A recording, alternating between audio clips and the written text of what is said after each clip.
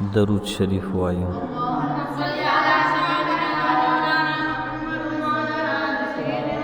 اللهم صل على سيدنا ومولانا محمد وعلى آل سيدنا ومولانا محمد وبارك وسلم وصل عليه. اللهم صل على محمد عبدك ورسولك وصل على المؤمنين والمؤمنات والمسلمين والمسلمات.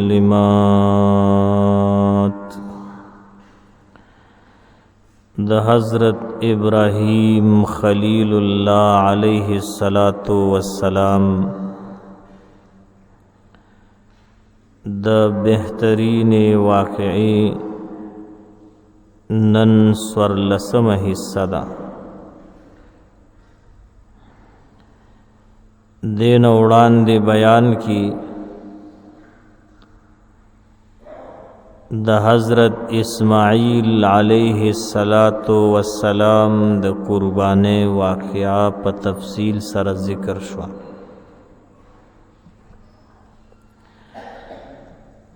دغه لوی امتحان کی حضرت ابراہیم خلیل اللہ علیہ السلام کامیاب شو، حضرت اسماعیل علیہ السلام کامیاب شو.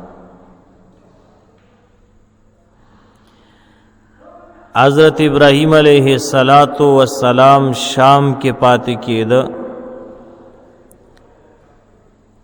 خپل بی بی حضرت سارا رضی اللہ تعالی عنہا ورسره وه، او حضرت اسماعیل علیہ السلام مکہ مکرمہ کی وہ د خپل مور بی بی حضرت ہاجرہ رضی اللہ تعالی عنہا سره.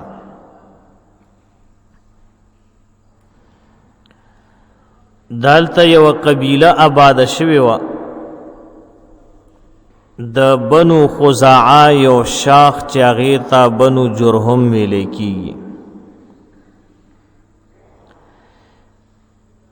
دغه قبیله آباد شوی و. حضرت اسماعیل علیہ السلام هم دغه قبیله کی واده وکړه،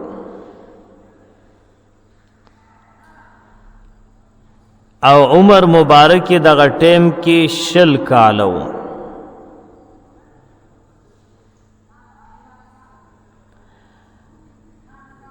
حضرت ابراہیم علیہ السلام بکل کل راتلو،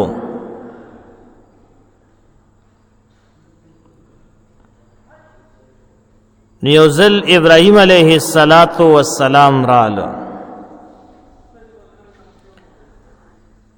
او تقریباً 9 کال بعد رالو. تپوسو که چې د حضرت اسماعیل کور کم ځای کې دی،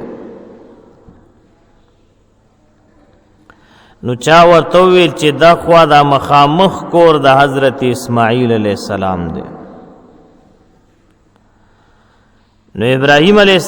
السلام راله او گیٹ یو، خو چونکہ اسماعیل علیہ السلام کور کے موجود نو خکار لتلو، او یا بل سکار پسی وتو، نو د دوی چې کومه بیبي وه هغه راغله. د ابراہیم علیہ السلام انګور دا تپوس وکړو چې اسماعیل کور شته؟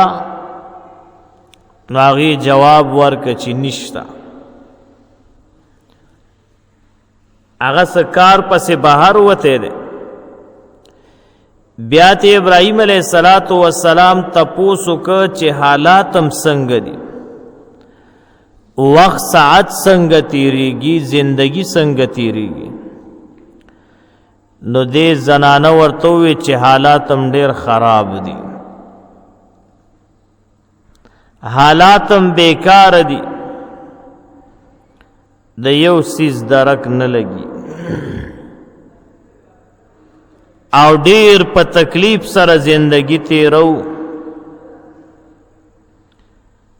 نو ابراهیم علیہ الصلوۃ والسلام فرمایله چې زه واپس زما او چې کله اسماعیل راشي نو ورته به ووایي چې یو باباجي راغلی او تا ته سلام وی. دې ټیم کې د ابراهیم علیہ الصلوۃ والسلام عمر 105 سالو، 15 د پاسه 100 کال عمر.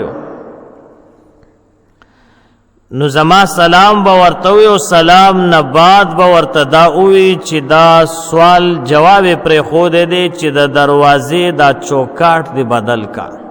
ټیک نه دی.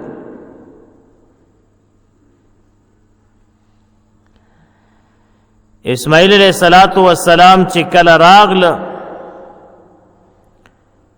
نو آثار داسی وو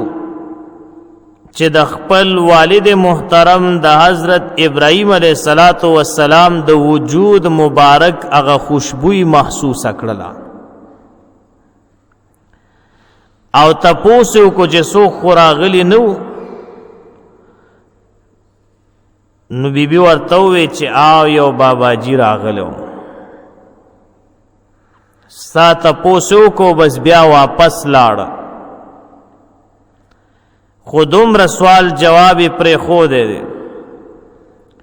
چې کله دا راشي نو ورته وایا چې د دروازې دا چوکاټ دی بدل کا،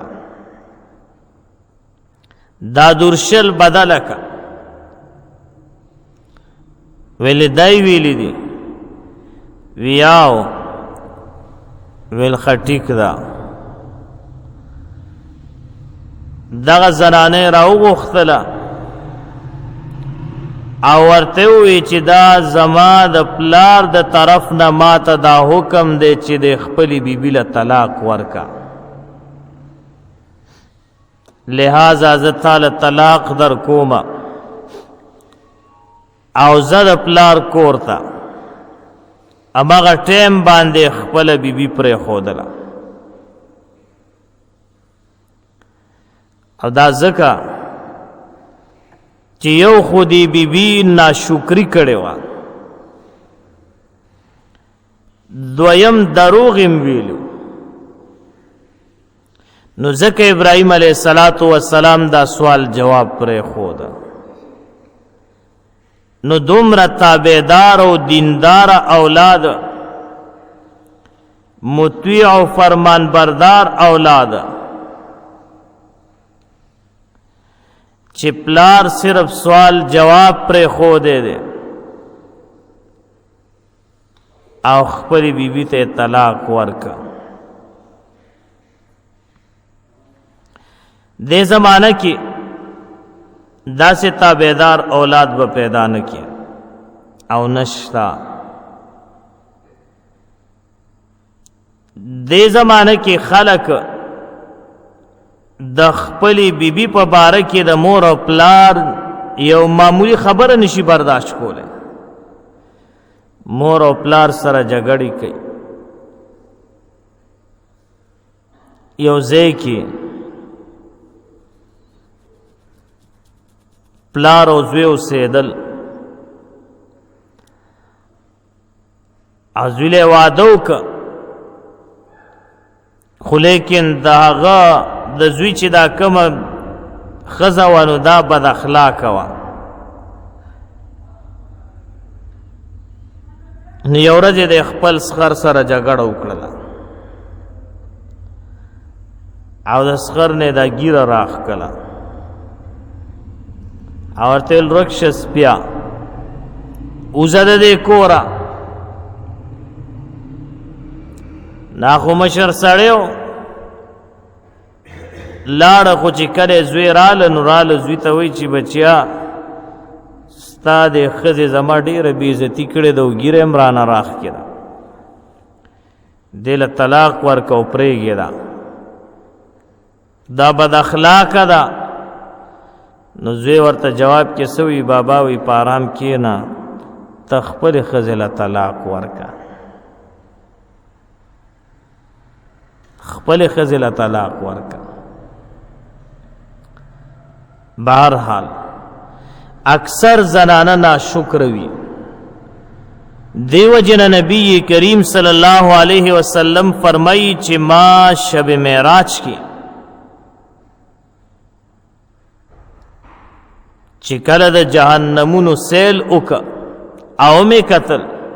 نو د ټولو نه زیاتې می پکې زنانه ولیدلې. نو صحابه کرامو تپوسو کو د الله محبوب ولی سوجدا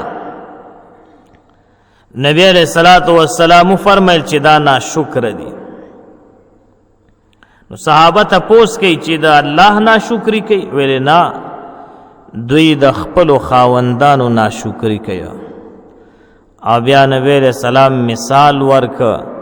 وای که یو سړی ټول عمر لګیاوي کور ته سوداګانې وروړي سیز وس وروړي خو لیکن یو ورځ بیبي فرمایشو کو چې پلان کې سیز روړ او د خاون نه هیر شو او کور ته راله نو دا زنانه ورته سوی چې سر مې در سره سپین که خو لیکن ستا په کور کې مې ښه د ورځونه لیدله ټیم مې در سره تیر که د واده مې در سره 10 کالو شو خو لیکن تا نه مې ښه ورځ چرته ونه لیده او نه مې چرته په مړه خېټه روټۍ وخوړله. نو دا ناشکري ده او دا ناشکري زنانو کې انتهایی زیاته دی نه به ځان ساتي هر حال باندې به شکر ادا کی. بهترین بیبي هغه ده چې د خاون سره سخت زندگی تیر کی د خاون تابعداري. آقا نامدار فرمایي چې کوم زنانه خپل 15 وخت مونږ کوي پابندۍ سره روزه نیسي زکات په فرض او زکات ور کوي حج په فرض شوی او حج کوي او د خپل خاون تابعداري د دې زنانه خوخه ده چې د جنت په کومه دروازه دا جنت ته داخليږي دې ته به رکاوټ نه دا جنت ته تللی شي.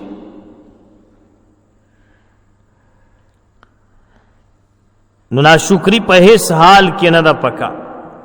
هر حال کې د رب شکر ادا کول پکار. بل یو خبر ورته کما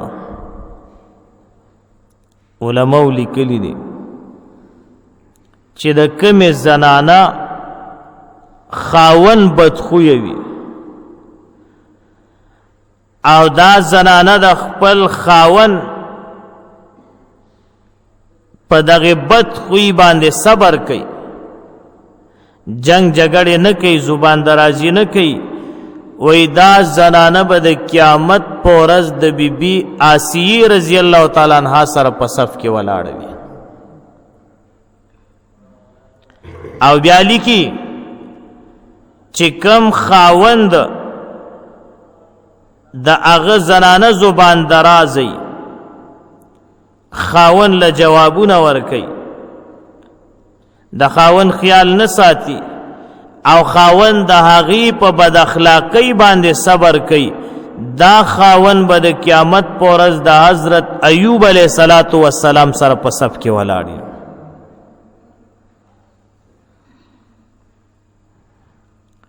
نو کورونو کې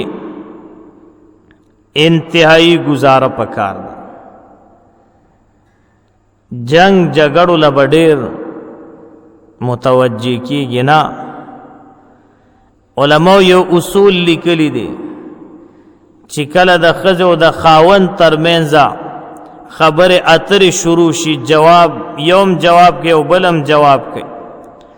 نو دغه ټیم کې د خاوند له پکار دي چې د کوره روزي کدی د کوره رو نه وته نو داسې شیطانی اثرات بخوار شي چې دی به داسې حد ته ورسي چې خپلې ښځې ته به طلاق ورکړي. دغه څیزونه هم د جنگ جګړو کې را پیدا کېږي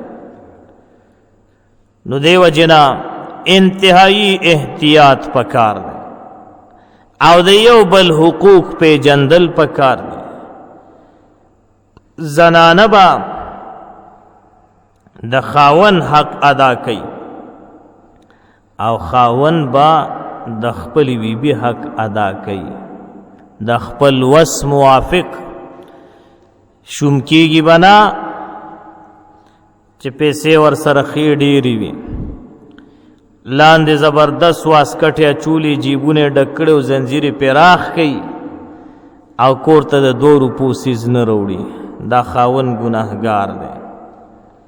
که یا بیبي مطالبه وکړي چې یاره یو سوټ پکار دی، بس دغه اچوا. پخوانو بیبیانو له خدام نه وي، نو که هغوی له دا نه وي که نه، نو د هغې خاوندانو سره هم څه نو، ته خو جیبونه ډک ګرځې. دا د جړاګانو ډمانو له ساتلي، په هغې یو شین دی. نو دا حق دی ښه، د خپل وس مطابق با په خپل اهل و عیال باندې خرچه کی او دا د ټولو نه بهترینه صدقه ده. د قرنګې د پیزار وغیره مطالبه که خو بیبي به هم اسراف نه کوي، ګوري به د خاون حالاتو ته. دغه رنګې خوراک سکاک کې دا خبر وړاندې ما کړې ده چې داسې به نه کوي چې کور ته صرف الوګان را روان کړي، ټیپرې را روان کړي، کدو شریفې را روان کړي چې دا کدو خورا دا ګېډه کې 40 ورځې سنا ویه او په خپله بهر چرګان خورو، پوهې په خبره، او کبان خوره، هوټلو ته ځه او سرې کړې غوښې خوره. دا ظلم دی. د کور به هم خیال ساتي. نو زمونږ دا دواړه طرف ته کار خراب دی،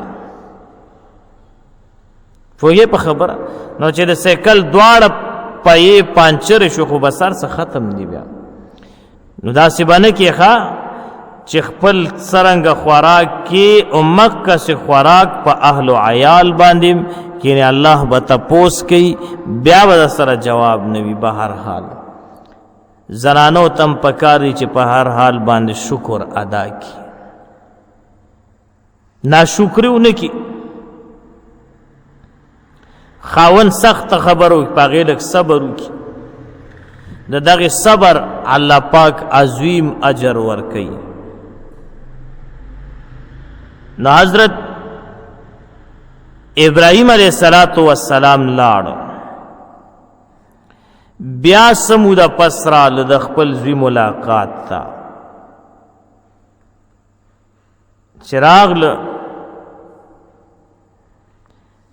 نو حضرت اسماعیل علیہ السلام کور کې موجود نو،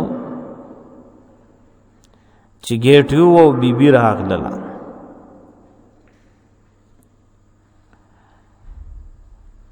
نو ابراهیم علیہ السلام تپوس کئی اسماعیل علیہ السلام شتا؟ هغوی ورته فرمایل چې نشتا، سکار پسې تللی. بیا تینا ابراهیم علیہ السلام تپوس کئی حالات څنګه دي؟ وی الحمدللہ والشکر للہ، او دا اللہ فضل و کرم دے، د دنیا نعمتونه کور کې موجود دی، او الحمدللہ ډیره خسته زندگی تیریږي، بهترین زندگی تیریږي، ښکلې زندگی ده. د ابراهیم علیہ السلام تینا دویم تپوس کئی فی الحال کور کې څه موجود دی؟ ورتوی بابا جی کور کې غوښه موجود ده. وی بل څه دی؟ وی پی موجود دی. وی نور څه شته؟ وی او جی وی د زمزم ښایسته او پاکې اوبه موجود دی. ویل دا درې واړه راوړه. راوړل، هغه کېښودل. حضرت ابراهیم علیہ السلام دعا وکړله، یا الله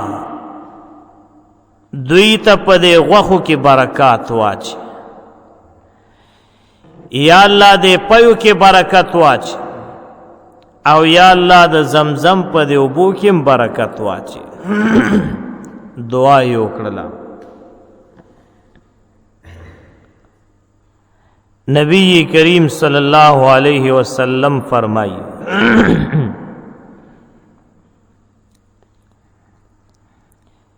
کہ حضرت ابراہیم علیہ السلام دعا وکړه کہ دغه ټیم کې د دوی په کور کې غلا او دانی موجود وي او دعا یې کړې وي نوې د ټولو نه زیاته غلبه په مکه معظمه کې و بیا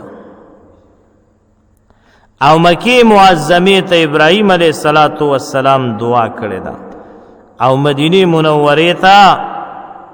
جناب محمد رسول الله صلی الله علیه وسلم دعا کړې ده او دواړه خارونه وګورئ په دنیا کې جنت ده جنت هر نعمت پکې ملاوي د ټولو نه زیاته غوښه دا په مکه معظمه کې ده او انتهایی ارزانه د سبزینم ارزانه ده دا رنګ د ټولو نه زیات پي او خسته او بهترین او سوچه پي ښه پوهیږئ په خبره که نه دا موجود دی دے دور کې خود پيوم پتہ نه لګي که لګي هیڅ پتہ نه لګي ټول هغه ویټنري پکې اچولي اوس ماته چوي چې پوډرې ملاویږي نو بوته ورواچي بس د پيو پشان ښکاري نو کلس منګي دی لګیو که لس ډرامه دی لګیو که پنځه دی لګي تیاریږي وخت په وخت باندې دومره دا خلق د الله نه یریږي مخکې به و خلکو به دې کورونو نه راوړل نو هغې کې به چېرته اوبه مو به ورچولې کله کله به بالټې چې کوم دی د لختي نه راډک که نو پیو کې به چندخ هم ټوپ و لختي کې و چندخاني که نه او بیا والا بله هیله جوړه که پیو کې به اوبه نه ورچولې بلکې اوبو کې به پی راچولې نو بیا به قسم هم کو چې قسم دی که پیو کې مې اوبه اچولې دي سرکوزی پیو کې خو د اوبه نه دی اچولې خو بالټي کې د اوبه اچولې دي غوا میخه دې پکې لوشلې ده نو پی به اوبو کې ورچول به هر حال الله پاک دې مونږ او تاسو د دوکې نه وساتي آقا نامدار فرمائی من غش فلیس منا بل روایت کی راضی من غشنا فلیس منا آقا نامدار فرمائی چې چا ملاوټو کو او دوکیو کدا زما امتی نه ده ته بډیر چغوي او ځان بډیر اصولې په منځونو د سونو باندې او چې دغه کار در پکی وی کنه نبی علیہ السلام فرمای زما امتی نه نو دین ځان ساتل پکار اوس اکثر لسم نمبر سیزه د اول نمبر په نوم باندې خرڅیږي عظیمه ګناه ده ستا دا خوښه ده چې ستا بچی بیمار وي او ته لاړ شي میډیکل سٹور ته یا میډیسن سٹور ته ورشي شاپ ته تشریف یوسې او بچی دی بیمار دی او دوايي راخلي او دکاندار کاکا تعالی دویم نمبر دوايي در کی او پیسې در نه پورا واخلي ځان د پاره دا خوخي نو بل د پاره ولې خوخي ځان د پاره دا خوخي چې یو عیب جن ساروي واخلي عیب جنه کپڑا واخلې نو بل مسلمان باندې ولې خرڅې ځان د پاره دا خوښي چې داسې مساله واخلې چې پاغې کې خښتې وړه کړې وي نه نو بل مسلمان باندې ولې خرڅې ځان د پاره دا خوښي چې دال ماش او دوتی دال او چاول او د قرنګ دالچنه وغیرہ په هغې کې د کاڼي وي ای پکې ګډ کړي چې لږ وزن یې دروند ځان د پاره دا خوښې نه نو په بل مسلمان دغسې ولې خرڅې ځان د پاره دا خوښې چې کچه کیلو او پیسې پوره ورکې نه نو بل مسلمان د پاره ولې خوښې لږ سوچ پکار دی څه چې ځان له خوښې نو بل مسلمان لم خوښ کا نو اله به د ایمان برابر اله به د مونځ او دس قبلېږي اله به الله پاک رضا کېږي یاد ساتئ چې تر څو پورې د معاملات ټیک نه وي که نه کامیابېدل نشته اول معاملات صحیح کول پکار دي بهر حال ما عرض کو په مکه معظمه کې د ټولو نه زیات هغه پی موجود دی او زبردست پی او زمزم اوبه خو تاسو ته پته ده 30 لاک او 32 لاک حاجیان زی خو لیکن د زمزم اوبه ختم نه کړي ختم کړل آل تیمس کی غسلم پہ کئی او دس پم کئی سکیم ځان سره ټپکیم را ډکې روړی ګیلنم روړی خو لیکن ختمیږي نه تر قیامت پورې به دا د حضرت ابراهیم خلیل الله علیه الصلاۃ والسلام د دعا برکت ده او بیا وګورئ مکه معظمه او مدینه منوره کې داسې فروټ به وګورئ داسې میوجات به وګورئ چې تا به چېرته بل ځای کې نه یې لیدلي د دنیا هر یو نعمت به تا ته په مکه معظمه او مدینه منوره کې ملاویږي الله پاک دې بار بار مونږ او تاسو ته دیدار نصیب کړي نو دیو جن نبی علیہ الصلوۃ والسلام فرمائی چې ابراهیم علیہ الصلوۃ والسلام دعاو کا دقه برکت ده چې دغه درې واړه سيزونه مکه معظمه کې انتهایی زیات دي وای که دغه ټیم د دوی په کور کې غله موجود وي او دوی کړي ونه د ټولو نه زیاته غلبه په مکه معظمه کې و ابراهیم علیہ الصلوۃ والسلام د خپل بچی سره ملاقات اونشو واپس لاړ بیا دریم ځل ابراهیم علیہ الصلوۃ والسلام رااله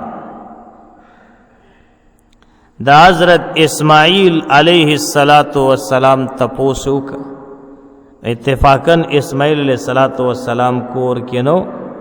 نو بیا د بیبي هاجرې تپوس وکړه رضی الله تعالی عنها نو د اسماعیل علیہ الصلوۃ والسلام بیبي ورته فرمایل چې هغه وفات شوی ده نو بیبي هاجره چې وفات کېده 60 سال عمر و 60 کال عمر د ابراهیم علیہ الصلوۃ والسلام زندگی عجیب زندگی ده او هر پهلو چې رالی د نبی علیہ السلام د امت د پاره یو لوی سبق پکې پروت دی ټول زندگی په سفر کې او د الله د دین په خدمت کې و خپل بیبي یوازې پرې خو خپل وړوکی بچی د ورونی هغه پرې خو بیا دغه قربانی دغه بیبي هاجره مسافرۍ کې وفات شوه پوهیږي په خبره نو حضرت ابراهیم علیہ الصلوۃ والسلام لاړ بیت الله شریف ته وی زه انتظار کوم چې اسماعیل علیہ السلام راشي هغه سره ملاویږم نو دا سکم ځای کې مقام ابراهیم دی او دا جنگله مبارکه تیراتو د نو دالته حضرت ابراهیم علیہ الصلوۃ والسلام کېناست او د خپل بچی د حضرت اسماعیل علیہ الصلوۃ والسلام انتظار کوي نو غرمه ټیمو چې حضرت اسماعیل علیہ السلام راله او ډایرک خپل والد محترم ته ځان راورسول یو بل ته ورغاړې وتل ډېر څو کاله پس ملو شو ډېره موده بعد نو د حضرت اسماعیل علیہ السلام سره ملاقات وکړه ما نه منځ کې یو خبره هېره شوه هغه دا چې دا دویم ځل ابراهیم علیہ السلام واپس لو دعا یې وکړله نو هغې بیبي ته وویې چې کله اسماعیل علیہ السلام راشي نو زما سلام هم ورته ووایه او سلام نه بعد ورته ووایه چې باباجي ویل چې د دروازې دا درشل او چوکاټ دې مضبوط کا نو چې بیا رالی اسماعیل علیہ السلام نو ورته ویلی شو چې دغسې باباجي راغلی او دا خبره کړې ده او داسې دې شیزونو ته دعاګانې هم کړي ورته ویل ټیک ده بس ته راته ښودلې چې دا بیبي د ځان نه جدا نه کړې دا ځان سره وساته دا ډېره پرهیزګار او دیندار او شکرګزاره بیبي ده نو بیا دغه دریم ځل چې راله بیبي هاجره وفات شوې وه اسماعیل علیہ السلام سره ملاقات یو بل ته ورغاړې وتي هغې نه بعد بیا کېناسته خپل منځ کې خبرې اترې مکالمه وغیره هر څه وکړله بیا تېنه حضرت ابراهیم علیہ السلام واپس شام ته لاړه حضرت اسماعیل علیہ السلام مکه معظمه کې پاتې شو تاریخ د حضرت اسماعیل علیہ السلام پاتې دی اب چرته بیا وایو حضرت ابراهیم علیہ السلام په شام کې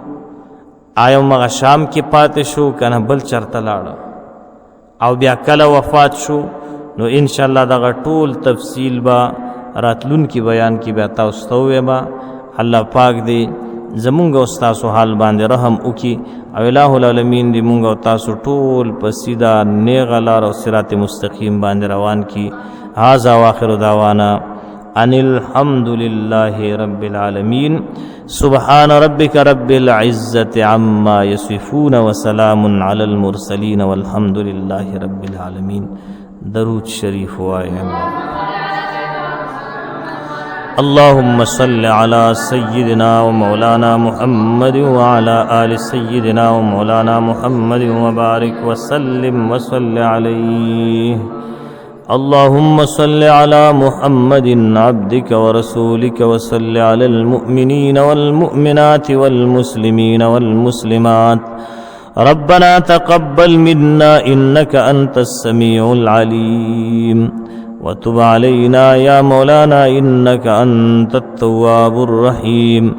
اللهم ربنا آتنا في الدنيا حسنة وفي الآخرة حسنة وقنا عذاب النار وصلى الله تعالى على خير خلقه محمد وعلى آله وأصحابه أجمعين برحمتك يا أرحم الراحمين.